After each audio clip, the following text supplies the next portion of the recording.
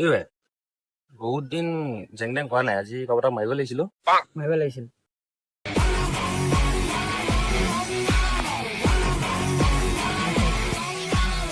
এই ভাই কি হ'ল কাম এটা আছিল কি কাম মানুহ এটা মাৰিব লাগিছিল তাৰ ফটো দেখা এইটো হৈ যাব 25 লাখ টকা লাগিব ঐ ভাই পইচাটো দেচোন এইটো ল এতিয়া এইটো ল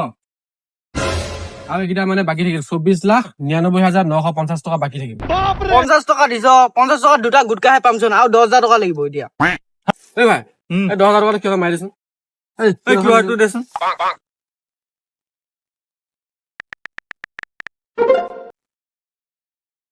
আহি গ'ল